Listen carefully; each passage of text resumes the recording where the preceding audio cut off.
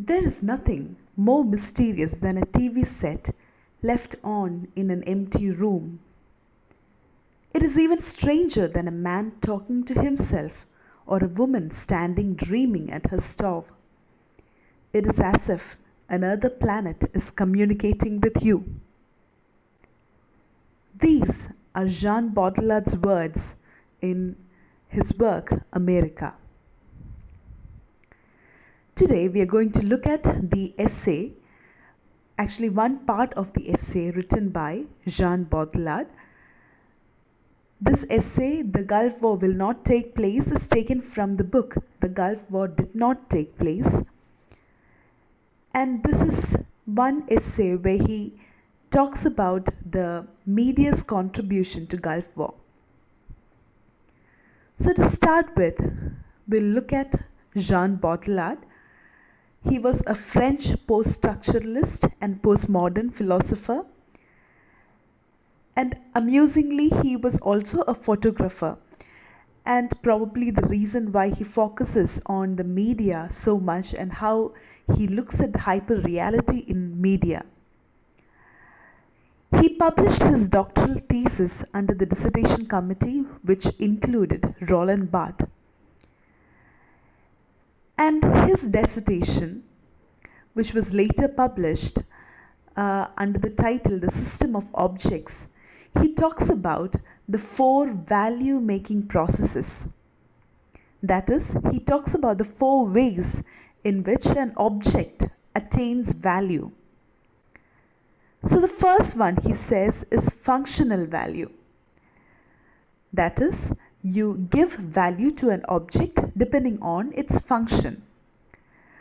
A pen becomes valuable to you because it writes. A refrigerator becomes valuable to you because it helps in the cooling process. The second one is the exchange value. We'll be looking at this concept of exchange value in the essay. So exchange value is an object's economic value. So where you consider one pen to be as equivalent to 2 pencils, or you start comparing one piece of wood to some amount of money. So where here we look at the object's economic value. The third one is what he calls the symbolic value, where you assign the value to a particular object in relation to another subject. For example, a pen becomes valuable to you, or a watch becomes valuable to you when it is gifted to you by someone special to you. So it becomes symbolic. That pen or that watch becomes symbolic of that person's love for me. The fourth one is the sign value, where he says an object's value is within a system. It happens within a system of objects.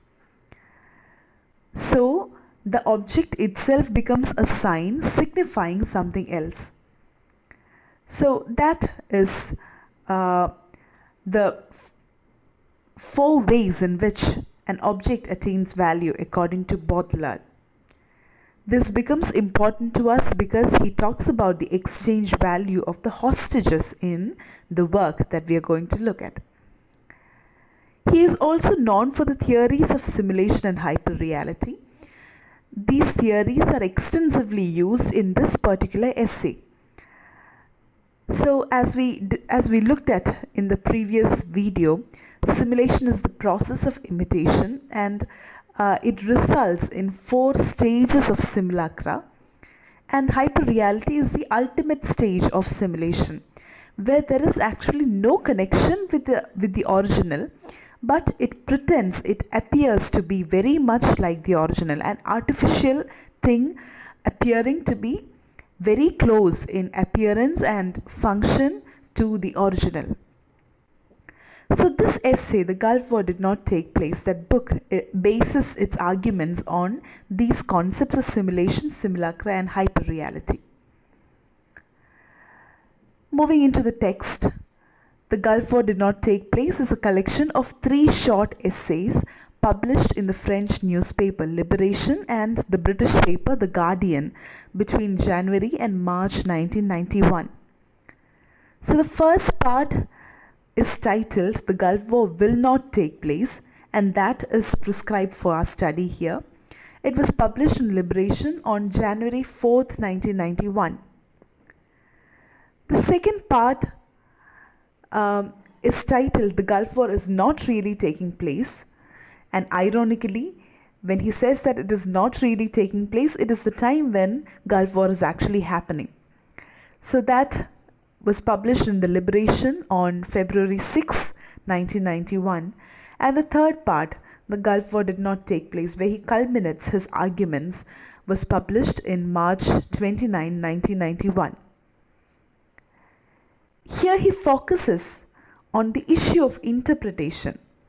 He doesn't disagree with the fact that certain things happened, certain things under the name the Gulf War happened. He doesn't disagree with that fact.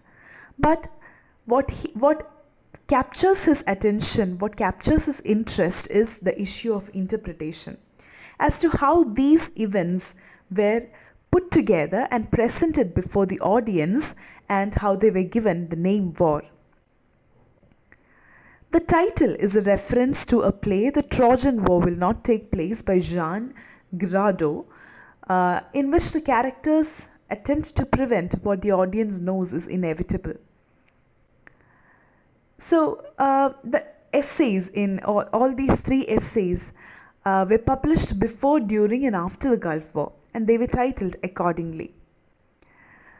So he basically means to say that this was all a masqueraded event in the name of a war.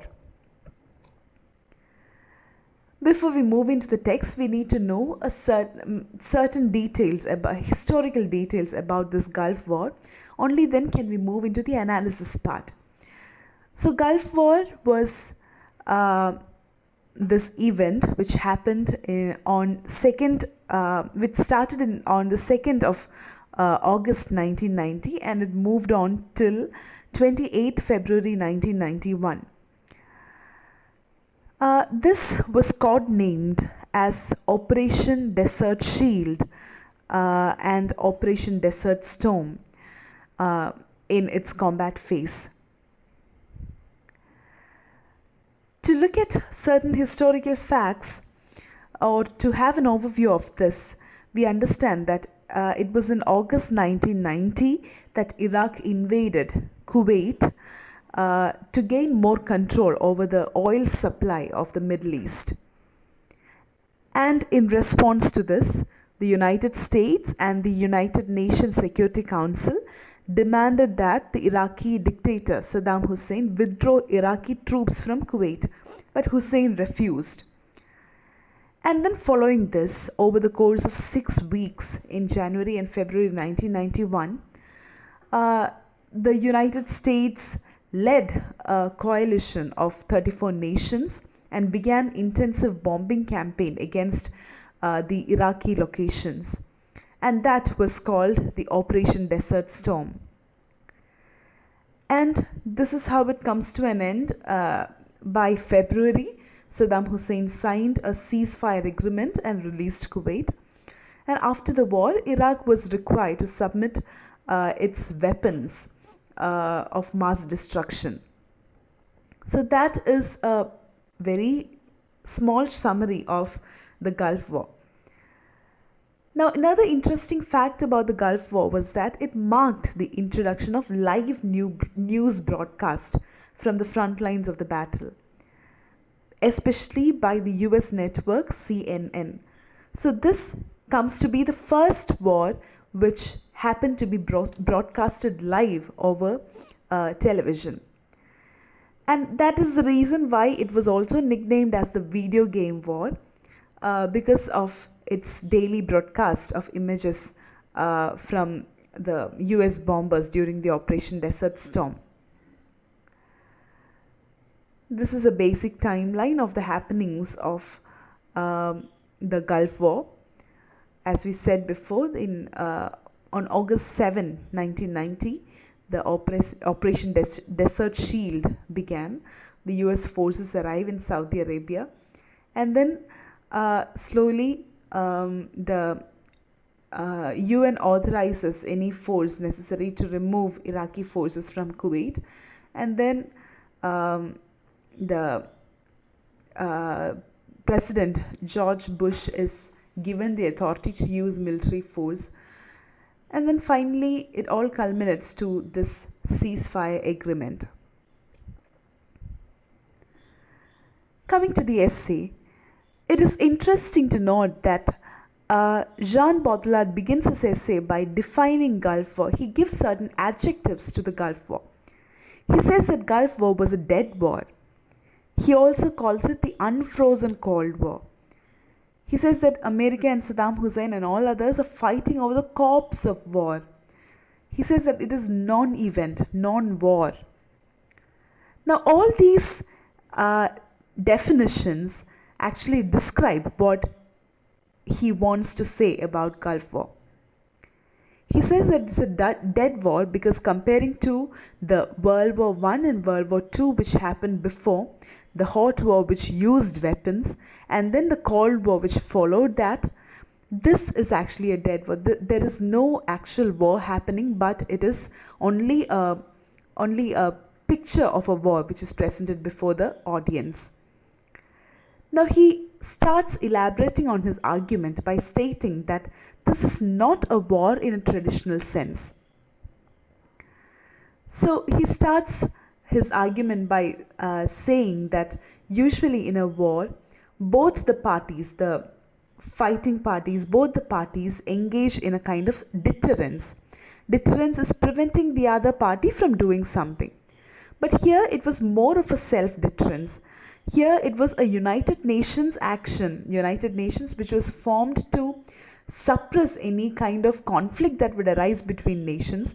Now that body led this action under the guidance of United States, and their intention was to push Saddam Hussein back into Iraq and to withdraw his controls over Kuwait. So this was more of a self-deterrence kind of happening that was going on in Iraq during this time. Then he moves on to say that the gravity of the non-event is greater than the event of war. Now this line by Baudrillard foreshadows what he is about to say. He says that how this non-event, how this happening, the things that are happening in Iraq, how that has become how that is a non-event, and how much impact it has had on the people than the real event of the war. He also calls it a degenerate form of war because there is a lot of hostage manipulation and negotiation. Now you might know the meaning of hostage. Hostage is a person who is seized as a security for the fulfillment of a condition. Here, he says that it was not the real people fighting against each other face to face, but it was all a fight based on a hostage. So there was this hostage whom he calls the simulacral protagonist. If you may recall the simulacra, the definition of the term simulacra is a copy which has actually no or less connection with the original. So here, if in a traditional sense of war, the people who fight are the protagonists of the war, if in the traditional sense of war, the winner and the loser, they both are at one point the protagonists of the war. Here, hostage is the protagonist of the war because there were a lot of transactions happening between America and Saddam Hussein that it was basically a play of hostages. So hostage becomes the simulacral protagonist or the warrior. There is pure inaction happening in terms of, in the words of Baudrillard, and the hostage becomes the protagonist of the non-war. And here he extends the metaphor of the hostage to media.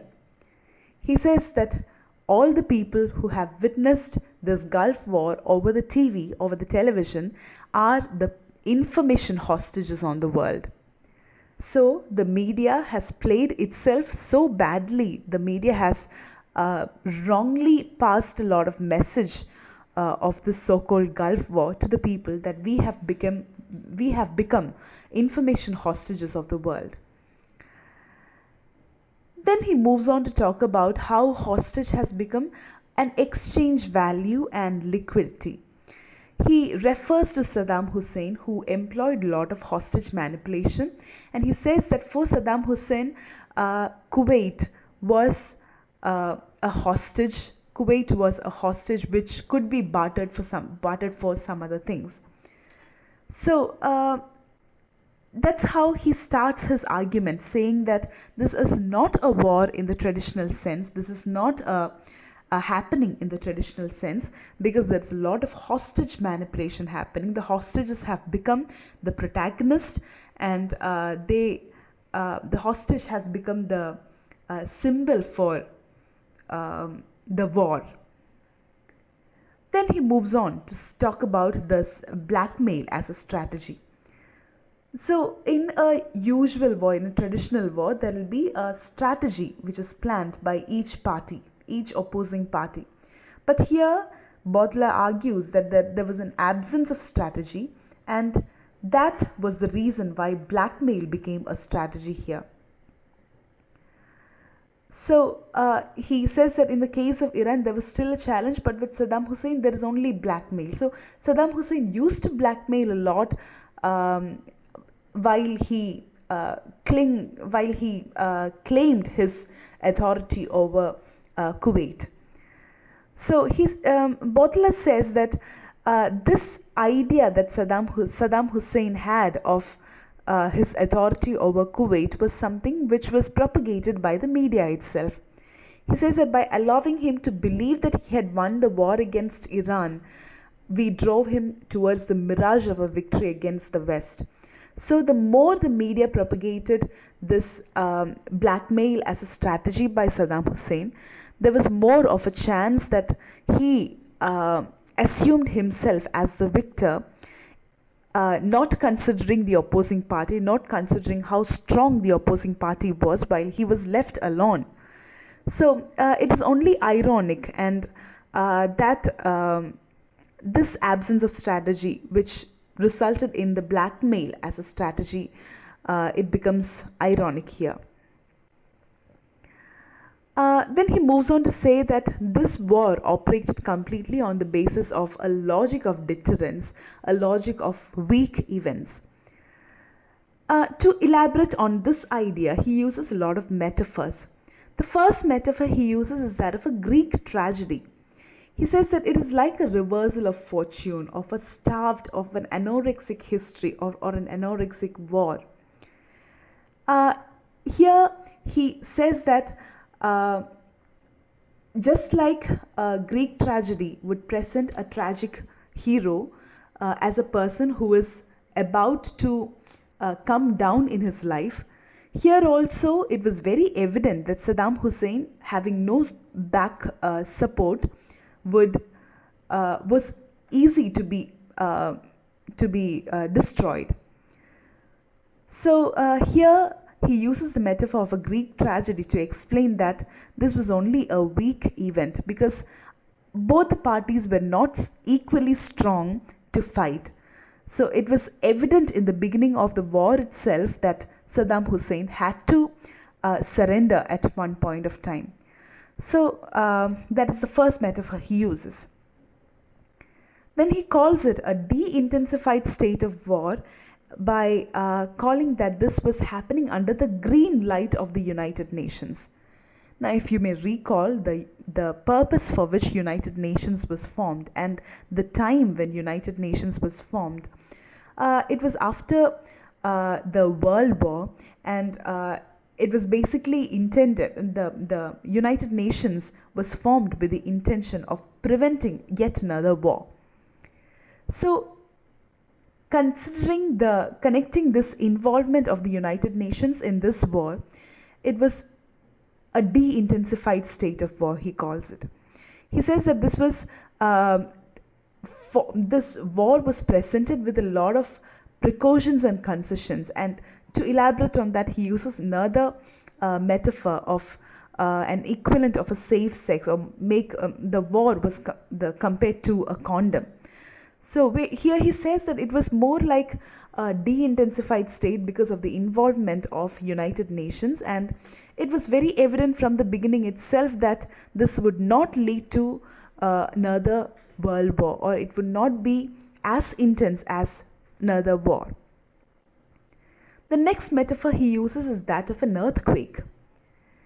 He says that the Gulf War, if it was compared to an earthquake, it would not even reach 2 or 3 levels on the Richter scale, but the build-up of the media was so unreal that it presented the image of a huge earthquake happening. So that's how he elaborates on that idea of the logic of deterrence, or the logic of weak events. So moving on to the next idea that he presents, he says that Gulf War was a non-war because from the beginning itself we had hints which proved that this was not a war in its traditional sense. The first thing he says is that there was no declaration of a war. Second one, he says that there was no symbolic passage to the act which foreshadowed the disappearance of the end of hostilities. So nothing of that sort happened. And also he says that there was no distinction between the winners and the losers, because from the beginning itself we knew that US under the aegis of United Nations would be the winner, and the loser would definitely be Saddam Hussein. So the winner readily becomes the hostage of the loser, which is something, the Stockholm syndrome, which he calls as the Stockholm syndrome. Now, if you look at the turn of the events at the end of the Gulf War, we understand that Saddam Hussein, in spite of all these arrogance, in spite of all these happenings, he was not removed from power in Iraq. So Baudrillard says that this could be some kind of Stockholm syndrome, where the United States kind of felt a soft corner for the loser, for Saddam Hussein. And then finally he comes to his argument of hyperreality. He says that the virtual world which was presented to the people all around the world through the eyes of CNN, that had overtaken the actual, and we live in this virtuality. So I caught him. He says we are no longer in a logic of the passage from virtual to actual, but in a hyper-realistic logic of the deterrence of the real by the virtual. So that was exactly what CNN did while it was broadcasted in the television. Then he also moves on to say that the hostages, which was extensively tool for Saddam Hussein, that ultimately led to be a collective shame, because he says that he uses the word Saddam Hussein's guest in order to refer to the hostages at the end of the war, because he reflects on the absolute degradation of the real war into virtual hospitality. So the hostages become more like guests, which again de-intensifies the nature of the Gulf War. He also says that this entire drama of the Gulf War, which was broadcasted over the television, could be compared to the image of plastic surgery. He says that the war has not escaped this virtualization, which is like a surgical operation, the aim of which is to present a facelifted war, the cosmetically treated spectre of its death. So, without much realization of why the CNN did so, probably it could be because this was the first so-called war, which was broadcasted over the television, which was broadcasted live to the people all around the world, he says that their intention was to create a facelifted war. So this happening, which fortunately happened at that time, was kind of a presentation, kind of a stage where CNN, IBN could make could make the entire event of Gulf War being presented as a real war. So with all these arguments, he winds up that first session, and then in the coming arguments, in the coming essays, the two other essays, Gulf War is not really taking place and the Gulf War did not take place, he elaborates on these arguments of hyperreality. He talks about how the media has perpetuated the Gulf War in the form of a real war, in the form of an exaggerated version of war. So that is the basic argument of Jean Baudrillard in this essay. I hope you'll read the essay and then we'll have further discussion in the classroom. Thank you.